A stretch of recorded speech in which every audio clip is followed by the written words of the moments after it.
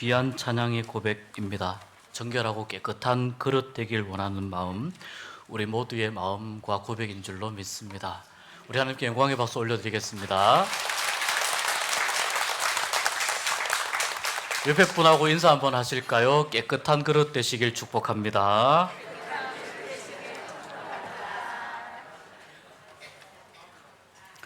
그동안 안녕하셨습니까? 안녕 못하셨습니까?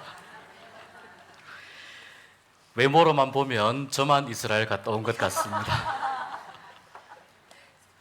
우리 모든 성도님들의 기도와 또 사랑과 응원에 힘입어 또 무엇보다도 하나님의 특별한 은총 가운데 이스라엘 성지 비전트립 무사히 잘 다녀왔습니다.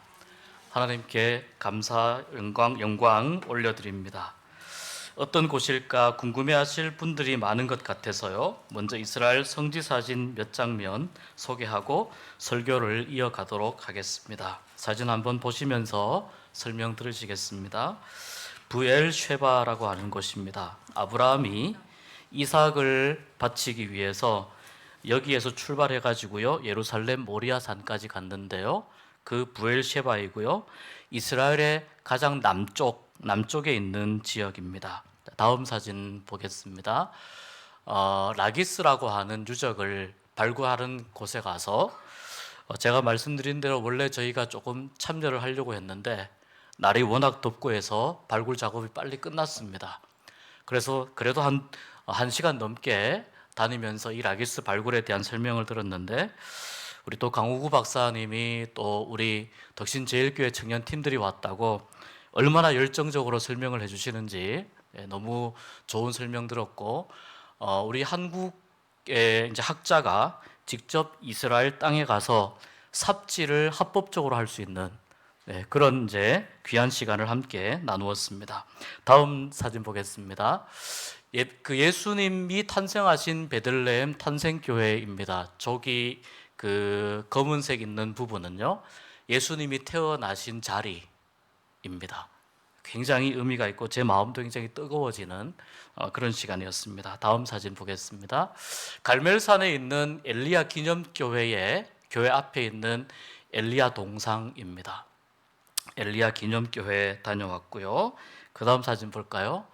네, 배가 있고 그 다음에 배 뒤편에 있는 곳이 갈릴리 바다입니다. 갈릴리 바다에서 함께 멋지고 아름다운 또 은혜로운 선상 예배를 같이 드렸습니다. 그 다음 사진 보겠습니다. 가이사랴 빌립보라고 하는 곳인데요. 북쪽에 있습니다. 예수님이 베드로에게 너희는 나를 누구라 하느냐? 그때 베드로가 신앙 고백을 했던 주는 그리스도시요 살아계신 하나님의 아들이십니다. 저 물 건너편에 있는 굴 쪽으로 가면 이방 신들의 신전들이 많이 있습니다. 작지만 신전들이 많이 있는, 그래서 풍광은 아름다우나 이방 신들이 많은 곳에서 예수님이 그리스도이심을 선포하고 선언했던 자리가 이 가이사랴 빌립보입니다. 그 다음 사진 보면은요, 요단강입니다. 지금 이제 비가 오지 않는 건기이기 때문에 요단강 물이 좀 탁합니다. 이 예수님 세례터가 사해 쪽하고 가까워서 물이 좀 많이 탁한데 상류 쪽으로 가면은 굉장히 맑고 깨끗한 물을 만날 수 있습니다. 그래서 맑고 깨끗한 물을 제가 한 병을 떠왔는데 나중에 우리 교회 세례식 할 때 요단강에서 떠온 물로 세례식을 하도록 하겠습니다. 여기는 이제 다른 나라에서 오신 분들이 지금 물속에 들어가서 잠기는 거예요. 잠기는 건데 세례식 준비하고 있습니다. 그 다음 사진은요, 예수님이 시험 받으신 시험산입니다. 시험 받게 생기지 않았습니까? 네, 시험산. 그 다음 사진 보겠습니다. 유대 광야입니다. 유대 광야이고 오른쪽으로 쭉 가면은 여리고로 내려가는 길입니다. 왼쪽으로 가면 약간 오르막 느낌이 나는데 예루살렘으로 올라가는 길입니다. 가운데 보시면은 희미하게 길이 보이는데 예전에 다녔던 길이 거기에 있습니다. 그래서 선한 사마리아인의 그 이야기가 왜 그렇게 진행되는지 이 지형을 보니까 모든 게 다 이해가 되었습니다. 그 다음 사진 보겠습니다. 주기도문 교회에 있는 한국말로 된 주기도문입니다. 여러 많은 나라에 주기도문이 있는데 한국말로 된 주기도문을 만나니 너무나 반가웠습니다. 다음 사진 보겠습니다. 우리가 보통 다락방 하면은 우리는 굉장히 조그마한 뭐 한 평, 두 평짜리 이야기 하는데 여기가 마가의 다락방입니다. 그러니까 이 마가의 다락방에 120명 정도가 모여서 실제로 충분히 기도할 수 있는 그런 공간이고, 또 이곳에서 예수님이 성만찬도 하시고 또 기도도 하신 이 120명의 그 제자들이 기도하면서 성령을 받았던 바로 그 성령의 임재가 일어났던 장소입니다. 다음 사진 보겠습니다. 이 사진은요, 안에 그 시간이 없어서 들어가진 못했습니다. 예수님 성묘교회입니다. 예수님의 무덤이 있었던 자리에 지어진 교회입니다. 그래서 유대인들이 굉장히 의미 있게 생각하는 장소입니다. 그 다음 사진 보겠습니다. 예루살렘에 가면은 이 팔레스타인들이 거주하는 지역과 유대인들이 거주하는 지역이 나뉘어져 있는데요, 그 가운데를 이렇게 장벽이 가로막고 있습니다. 유대인들은 이것을 보호장벽이라고 부르고, 팔레스타인은 블레셋입니다. 팔레스타인 사람들은 이것을 분리장벽이라고 부릅니다. 그러니까 이 장벽으로 인해서 이 유대인과 이 모슬렘, 팔레스타인 사람들이 완전히 나누어지게 됩니다. 다음 사진 많이 보셨을 겁니다. 예루살렘 구시가지 가운데 있는 노란색 저 둥근 뚜껑이 성전이 있는 그곳에 현재 지어진 이슬람 모스크입니다. 그래서 이 지역은 이 이슬람인들이 현재 실효적으로 지배하고 있습니다. 그래서 이 지역을 다닐 때 또 좀 조심하고 그렇게 해야 됩니다. 몇 가지 사진 이렇게 좀 보여드렸는데, 앞으로 이렇게 좀 기회 될 때 성지와 관련된 말씀들 함께 이렇게 나누면서 또 은혜를 같이 나누도록 하겠습니다. 다시 한번 여러분께 인사를 드리고 싶습니다. 여러분 그동안 정말 안녕하셨습니까? 안녕하셨기를 감사합니다. 안녕하셨기를 바랍니다. 우리나라 사람들은 이 안녕이라고 말하고 유대인들은 뭐라고 말할까요? 샬롬. 아이고, 성지순례 다 가셔도 되겠습니다. 샬롬이라고 이야기합니다. 전쟁과 분쟁을 많이 겪은 민족에게 필요한 것은 안녕과 샬롬입니다. 이것을 또 갈망합니다.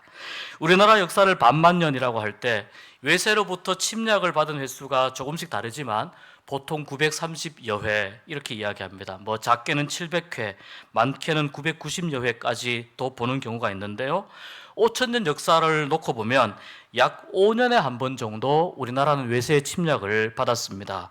몽골이나 중국이나 여진 등의 다양한 대륙 세력, 북방 세력과 또 일본으로 대표되는 해양 세력이 항상 우리나라에서 충돌합니다. 그래서 이 사이에서 끊임없는 전쟁이 일어났고 우리나라가 그 현장이 되었었습니다.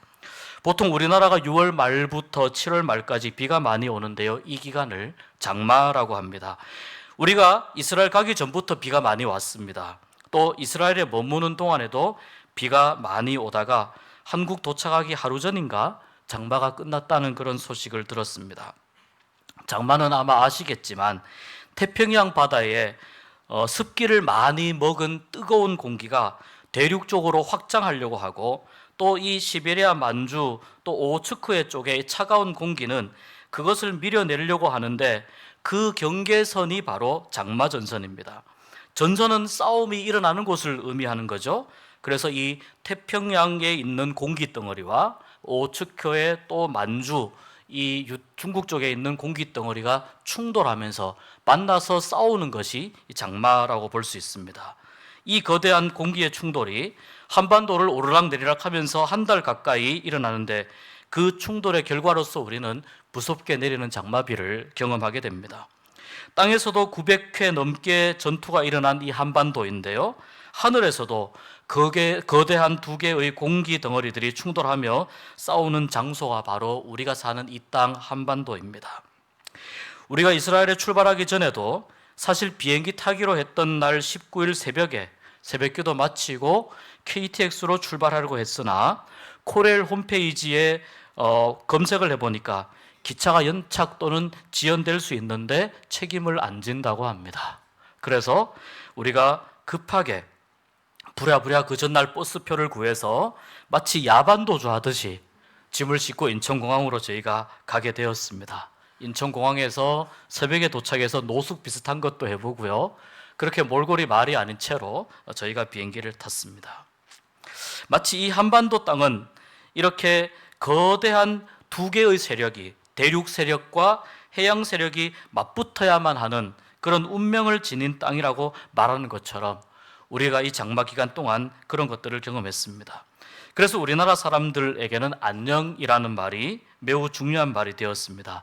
밤새 안녕하셨습니까? 이야기합니다. 이렇게 이야기하는 이유도요, 우리나라 역사를 보면은 밤에 이제 배신자, 정적으로 몰리게 되면 다 아시잖아요. 잡혀서 사역을 받고 귀양살이를 하게 되는데 이것이 주로 밤에 많이 일어납니다. 또 우리나라 역사를 보면 음식이 부족해서 하룻밤을 잘 견디는 일이 참 힘들었기 때문에 긴장과 불안 속에서 밤을 보내야 했던 우리 민족에게는 아침에 안녕하십니까?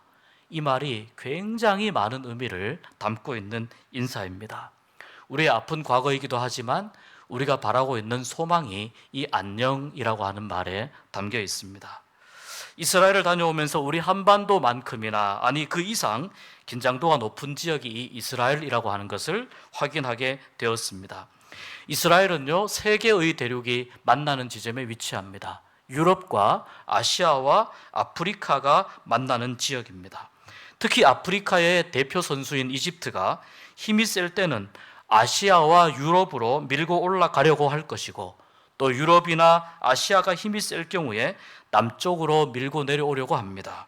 그 대표적인 나라들이 아시리아, 바벨론, 페르시아, 성경에는 바사로 나와 있습니다. 또 헬라 제국, 로마 제국, 이런 거대한 제국들입니다. 그러니 이 이스라엘도 바람 잘 날 없는 나라였고 많은 전쟁을 겪을 수밖에 없었습니다. 특별히 AD 70년에 예루살렘 성전이 무너지면서 이스라엘이라고 하는 나라는 실제로 역사 속으로 사라집니다. 유대인들은 전 세계로 흩어져 나라 잃은 민족으로 살게 되고 바벨론 시대 이후부터 시작된 이 디아스포라로 살아가면서 가나안 땅, 고향 땅을 그리워하게 됩니다. 그런데 1948년에 유엔에서 2차 세계대전 이후에 거의 나라 잃은 지 2000년 만에 이 팔레스타인 지역에 이스라엘이 다시 세워지게 됩니다. 얼마나 이들에게 감격적이었겠습니까? 그렇지만 구약 시대에 출애굽한 이스라엘 민족이 가나안 땅으로 들어갈 때부터 시작된 이 가나안 민족들과의 갈등과 전쟁은 실제로 지금까지도 이어지고 있습니다. 이스라엘의 수도가 예루살렘이라고 이야기하는데요, 실제적인 수도의 기능은 이스라엘의 최대 도시인 텔아비브가 하고 있습니다. 텔아비브는 요나 선지자가 니느웨 말고 다시스로 가기 위해서 배를 탔던 그 욥바, 또 베드로가 고넬료를 만나기 전에 머물렀던 바로 그 욥바라고 항구를 포함하는 이스라엘의 경제와 문화의 중심 도시입니다. 구글 지도를 살펴보면요, 예루살렘이 점선으로 나누어져 있는 것을 볼 수 있는데 혹시 여러분 한번 확인해 보시기 바랍니다. 예루살렘은 크게 이 유대인들과 팔레스타인 사람들이 사는데요, 그 지역이 나누어져 있습니다. 아까 보여드린 이 분리장벽 또는 보호장벽으로 나누어져 있습니다. 또 아브라함을 조상으로 여기는 세 개의 종교가 있죠. 유대교, 기독교, 이슬람교. 이 세 개의 종교의 성지가 바로 이 예루살렘입니다. 그래서 다양한 종교와 문화적 배경을 가진 사람들이 이 예루살렘에서 공존하면서 살아갑니다. 예루살렘 지도를 잠시 보실까요? 여기 보시면 예루살렘 지도입니다. 보통 예루살렘 성지순례를 하는 사람들이 많이 방문하는 구시가지입니다. 오른쪽 전망대 옆에 작은 글씨라서 보일지 모르겠습니다. 인터컨티넨탈 호텔은 현재 세븐아치 호텔입니다. 이 여기 노란색으로 표시된 곳이 바로 예루살렘 성전이 세워져 있던, 아까 사진에서 보여드렸던 그 이슬람 황금돔 사원이 여기에 세워져 있습니다.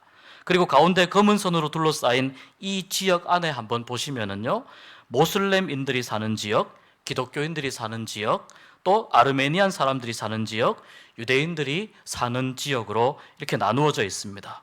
그러니까 이 작은 도시 안에 이렇게 각자 다른 신앙적, 문화적 배경을 가진 사람들이 살아가니까 얼마나 갈등이 심할지 짐작이 됩니다. 더 심한 것은 이 구시가지 안에 6개의 종파가 동시에 관리하는 교회가 있어요. 6개의 종파가 저마다 이 교회는 우리 교회다라고 주장하는 교회가 뭐냐면 예수 성묘교회입니다. 아까 보여드렸던 예수님의 무덤이 있는 그 교회입니다. 이 교회에 이 예수님의 무덤이 있었던 자리에 지어진 교회가 기독교적 배경을 가진 6개의 종파가 서로 이 교회의 주인이라고 하는 것을 주장하면서 같이 협약을 맺어서 관리합니다. 그래서 이 건물에 있는 어떤 물건도 함부로 옮기지 못하게 되는데요. 재미있는 것은 교회 바깥 벽에 언제쯤인지 모르지만 사다리 하나가 이렇게 걸쳐 있어요. 이 사다리는 유물이 아니에요. 그런데 사다리가 아마 수리하려고 사다리를 놓았을 것 같은데 그 사다리도 6개의 종파가 협의하지 않으면 옮기질 못해요. 그래서 실제로 그 사다리가 어떤 자료를 보니까 200년이나 되었다는 이야기도 있고 오랫동안 옮기지 못한 상태로 보존하고 있을 만큼 그렇게 긴장도가 높습니다. 예루살렘은 우리가 아는 것처럼 예루라는 말과 샬롬이라고 하는 말이 합성된 단어입니다. 예루는 터전, 기초라는 뜻이 있습니다. 샬롬은요, 평화, 평안, 평강, 우리말로 하면 안녕입니다.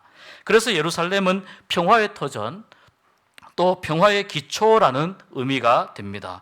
그런데 오늘날 예루살렘은 말씀드린 대로 수많은 다양한 사람들이 얽혀서 갈등과 긴장 관계 속에서 살아가고 많은 순례객들이 모이면서 또 여러 가지 위험한 일들이 나타나는 갈등의 도시, 긴장의 성읍이 되고 말았습니다. 출발하기 전에 여러 자료를 조사하고 공부하면서 예루살렘의 상황이 어떤지 궁금했습니다. 더더군다나 최근 이 이스라엘의 상황이 여러 가지로 불안한 부분들이 많이 있고 현재 총리를 하고 있는 네타냐후 총리가 추진하는 사법 개혁으로 인해서 국내 정세도 많이 복잡함을 인지하고 있었습니다. 그래서 평화와 샬롬이 가득한 땅이라기보다는 평화와 샬롬이 그 어느 도시보다 필요한 곳이라는 것을 느끼면서 예루살렘을 돌아보는 중에 예루살렘의 안녕을 위해서 기도하게 되었습니다. 신명기 20장 10절부터 보면은 하나님께서 이스라엘 백성들이 가나안 땅에 들어가서 그 땅을 차지하기 위한 절차 중에 이렇게 말씀하십니다. 내가 어떤 성읍으로 나아가서 치려 할 때에는 그 성읍에 먼저 화평, 평화를 선언하라. 그 성읍이 만일 화평하기로 화답하고 너를 향하여 성문을 열거든 그 모든 주민들에게 내게 조공을 바치고 너를 섬기게 하라고 말씀합니다. 무조건 가나안 땅을 차지할 때 싸우라는 것이 아니고 평화의 상태가, 최종적인 결과가 뭡니까? 평화의 상태가 되도록 하라는 것이 하나님의 뜻입니다. 싸우지 않고 평화의 관계를 만드는 것이 지혜로운 일이라고 하는 의미입니다. 우리가 예루살렘을 점령하러 간 것은 아니었지만 마지막 날 예루살렘 일정을 지나면서 그 누구보다도 간절히 예루살렘의 평화가 필요하고 예루살렘의 평화를 위해서 기도하게 되었습니다. 그런데 그 평화를 우리는 오늘날 어디에서 찾을 수 있겠습니까? 사람들이 만들고자 하는 평화는 어떤 평화입니까? 같은 종교적 뿌리를 가지고 있다 할지라도 그 같은 뿌리 안에서도 극심한 갈등과 분열과 긴장이 있는 것이 사람들이 만드는 일입니다.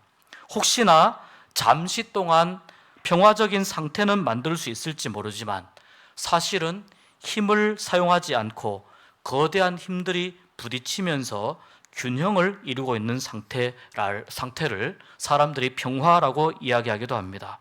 우리나라가 그렇고요. 신냉전 시대에 돌입한 현재의 세계 정세가 그렇습니다. 이스라엘 상황이 그러합니다. 그렇기 때문에 이것이 현실이고 이것이 인간이 만들어낸 세상의 한계입니다. 그래서 우리는 하나님의 말씀에서 평화의 길을 찾아야 됩니다. 다시 말해서 하나님께서 만들어주시는 질서 안에서만 참된 평화를 누릴 수 있다는 뜻입니다. 오직 오늘 말씀은 바로 하나님께서 그 질서를 만들어 주시겠다고 하는 약속이고 동시에 이스라엘 백성들에게 내리시는 하나님의 명령입니다. 하나님은 오늘 말씀에서 지나온 출애굽의 여정과 광야길을 걷게 하신 이유와 이후에 가나안 땅에 들어가서 어떻게 살아갈 것인지를 말씀합니다. 먼저 오늘 1절에 보니까 명하는 명령을 지켜서 행하라고 말씀합니다. 하나님의 명령에 먼저 순종하라고 말씀합니다. 신명기는 하나님께서 모세를 통해서 말씀하신 마지막 설교이기 때문에 모세의 유언과도 같은 말씀이고 명령입니다. 그래서 이것을 잘 지켜 행하라, 곧 순종하라고 말씀합니다. 그리하면 너희가 살 것이다. 하나님의 약속인 줄 믿습니다. 너희가 살 것이며 살 길이 여기에 있으며 그리고 번성하게 될 것이다. 약한 민족이 아니라 강한 민족이 될 것이다. 그리고 너희들의 조상 아브람과 이삭과 야곱에게 맹세하고 약속하신 그 약속의 땅에 들어가서 그것을 차지할 만큼 강한 민족이 될 것이다 말씀합니다. 이 차지하게 될 것이라고 하는 말씀은요, 하나님께서 그렇게 질서정연하게 만들어 주시겠다는 뜻입니다. 하나님의 질서가 그렇게 정리되게 할 것이라는 뜻입니다. 이렇게 하나님의 질서가 만들어질 때 거기에서 사람들이 누리는 것이 뭐냐면 평화입니다. 이렇게 하나님의 질서가 만들어지고 하나님이 만들어주시는 질서 속에서 평화를 발견하게 된다고 하는 이 약속의 말씀이 분명히 우리에게 주어져 있음에도 불구하고 오늘날 가나안 땅은, 오늘날 예루살렘 땅은 아직도 그 땅을 온전히 차지하지 못하고 있습니다. 여전히 분쟁과 갈등의 땅으로 남아있고 평화가 필요한 땅으로 남아있습니다. 우리는 오늘날의 예루살렘과 이스라엘의 상황을 보면서 하나님의 말씀에 순종하는 삶이 얼마나 중요한지, 그리고 순종하지 않는 삶의 결과가 얼마나 오랜 기간 동안 샬롬을 깨트리는지를 확인하게 됩니다. 하나님은 우리에게 말씀합니다. 오늘 내게 명하는 모든 명령을 지켜 행하라. 그렇게 하면 하나님께서 만드신 질서가 너에게 임할 것이고 너는 하나님이 주시는 평화 속에 거하게 될 것이다 라고 말씀합니다. 우리의 마음 속에, 우리의 삶 속에 그 어느 때보다도 평화가 필요한 시절을 살아가고 있습니다. 하나님의 말씀 아니고는 우리가 참된 평화를 누릴 수 없음을 기억하면서 순종하는 믿음이 우리 안에 있게 되기를 소망합니다. 두 번째, 하나님께서는 너희들을 왜 광야길을 걷게 했는지 아느냐고 물으십니다. 하나님이 말씀합니다. 너를 낮추기 위해서, 시험하기 위해서, 내 마음이 어떠한지, 너의 마음이 나의 명령을 지키는지 지키지 않는지 그것을 알기 위해서 광야길을 걷게 하셨다는 겁니다. 사실 40년 전에 이스라엘 백성들은 가나안 땅에 들어갈 기회가 있었습니다. 가데스 바네아에서 정탐꾼 12명을 보낸 사건에서 이 12명의 정탐꾼들이 40일 동안 가나안 땅을 정탐하고 돌아왔을 때 2명은 가나안 땅은 하나님이 허락하신 땅이라고 주장했습니다. 그런데 10명은, 이 10명의 정탐꾼은 가나안 족속의 덩치와 힘이 월등해서 우리가 도저히 이기지 못할 것이라고 말했고 결국 그 이스라엘 민족들은 이 10명의 의견에 동조하게 됩니다. 이 사건으로 인해서 하나님이 매우 진노하셨고요. 40일을 정탐한 그 시간을 40년으로 계산해서 광야길을 걷게 하신 것입니다. 그런데 광야길 가운데에서 하나님은 은혜를 베푸셔서 만나를 통해서 굶어 죽지 않게 하시고 옷이 낡아서 헤어지지 않게 하시고 발이 부르트지 않도록 보호하셨습니다. 왜냐하면 이러한 하나님의 보호하심과 하나님의 지켜주심과 하나님의 인도하심을 통해서 이스라엘 백성들의 마음이 낮아지는 것을 원하셨기 때문입니다. 마음을 낮추는 것은 간단합니다. 나의 생각을 내려놓으면 됩니다. 나의 고집을 내려놓으면 마음이 부드러워지고 하나님의 말씀이 들려옵니다. 그런데 내 생각이 강하면은요, 내 고집이 강하면은 하나님의 말씀이 잘 들려오지 않습니다. 마음을 낮추기를, 이스라엘 백성들이 마음을 낮추기를 원하신 하나님께서 그 마음을 낮추게 될 때에 그 마음속에 하나님의 말씀이 임하고 하나님이 주시는 평화가 임한다고 하는 이 말씀을 이스라엘 백성들에게만 주신 것이 아니라 오늘을 살아가는 우리에게도 그 어느 때보다 바쁘고 분주하고 복잡한 시절을 살아가는 우리에게도 우리의 마음과 생각을 내려놓고 하나님의 말씀에 귀 기울일 때 하나님의 말씀으로 우리의 마음을 채울 때 우리에게 주시는 평화가 깃들게 될 줄로 믿습니다. 세 번째, 가나안 땅에 가서는 어떻게 할 것인가 하나님이 말씀합니다. 먼저 가나안 땅이 어떤 땅인지 말씀합니다. 9절에 먹을 것에 모자람이 없고 부족함이 없는 땅이라고 말씀합니다.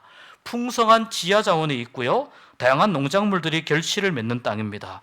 심지어 죽은 바다라고 일컬어지던 사해도 실제로 물고기는 살지 못하지만 풍부한 미네랄 성분 등으로 인해서 이스라엘에 많은 경제적인 효과를 가져다주는, 이스라엘을 살리는 바다가 되어 있을 정도로 이스라엘이 살기에 풍족한 땅입니다. 그렇지만 그렇게 배부르고 살만하고 또 평화롭게 될 때에, 먹을만하고 살만하고 평화롭게 될 때에 바로 그때가 하나님을 잊어버릴 위험이 찾아온다고 하나님이 경고하시는 겁니다. 오늘 말씀 보면은 그렇게 배부르게 될 때에, 살만하게 될 때에, 평화로울 때에, 그럴 때 하나님을 잊어버리지 않도록 주의하라고 말씀합니다. 하나님을 잊어버리면 풍요와 평안한 삶을 빼앗길 뿐 아니라 평화도 잃어버리게 되기 때문입니다. 언제든 전쟁이 일어날 수 있는 땅이기에 평화를 유지하기 위한 방법은 그래서 오직 하나님을 잊어버리지 않는 것, 하나님을 기억하는 것이라고 말씀했습니다. 그래서 6절 말씀에 하나님의 길을 따라가며 하나님을 경외하는 것, 이것이 하나님을 잊어버리지 않는 방법이라고 말씀합니다. 우리가 왜 성경을 읽습니까? 왜 우리가 하나님의 말씀을 계속 듣습니까? 하나님의 길이 무엇인지 따라가기 위해서입니다. 또 하나님을 경외하기 위한 방법을 말씀 속에서 찾기 위함입니다. 하나님을 따라가고 하나님을 경외하는 방법을 말씀 속에서 찾을 때에 우리는 우리의 삶 가운데 임하는 참된 평화를 누리게 될 것입니다. 오늘 말씀을 정리하겠습니다. 하나님의 말씀 안에 거하는 것이 평화를 누리는 길임을 우리가 오늘 말씀을 통해서 다시 한번 확인했으면 좋겠습니다. 왜냐하면 참된 평화는 오직 하나님만이 주실 수 있는 것이기 때문입니다. 여러분, 우리는 모두 마음속에 분쟁 지역을 안고 살아갑니다. 관계 속에 분쟁이 있습니다. 내 삶 속에 갈등과 긴장과 분열과 아픔이 있습니다. 또 내가 살아가는 동안 우리는 늘 복잡한 일들 때문에 힘들고 어지러운 상태를 살아갑니다.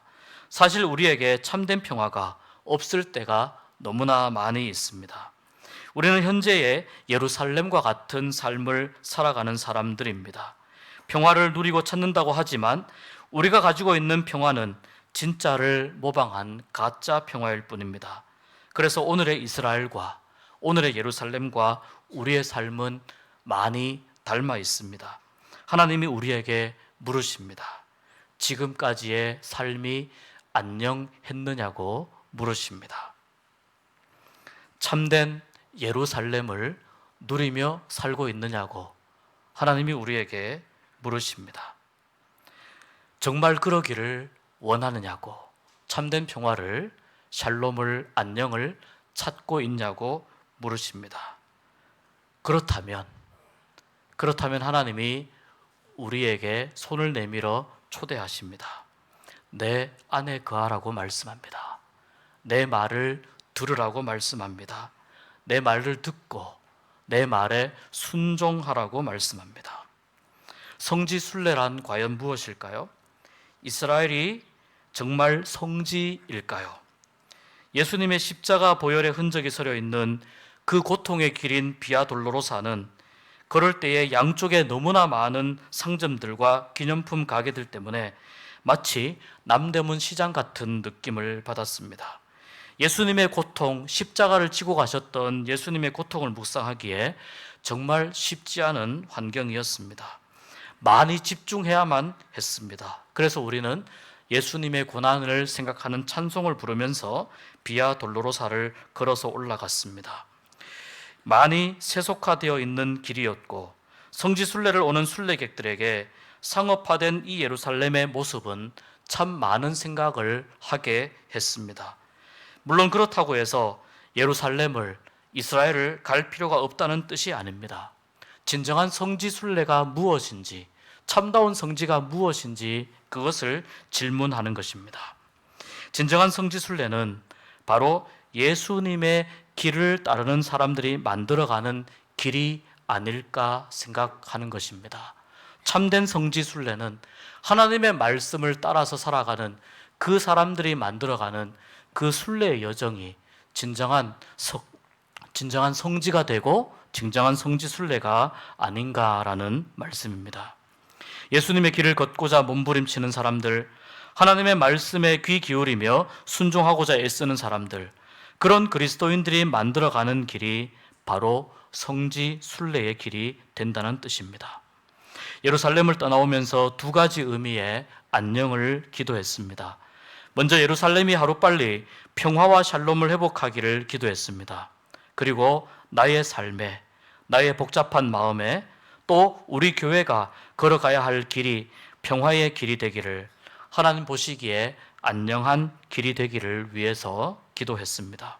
그래서 우리가 가야 할 길은 하나님이 주시는, 아니 하나님만이 주실 수 있는 평화의 길이고, 우리가 추구해야 할 길은 하나님의 말씀을 따라서 걸어가는 평화의 길인 줄 믿습니다. 아무리 우리를 복잡하게 하고 우리를 어지럽게 만들어도 하나님의 말씀을 따라간다면 수많은 그런 상점들이 있는 비아 돌로로사를 걸어가면서 예수님의 보혈을 찬송하면서 걸어가며 십자가에 집중했던 그 순례의 발걸음처럼 우리 또한 복잡한 삶 가운데에서 말씀 안에서 주시는 하나님의 참된 평화를 반드시 발견하게 될 것이라고 믿습니다.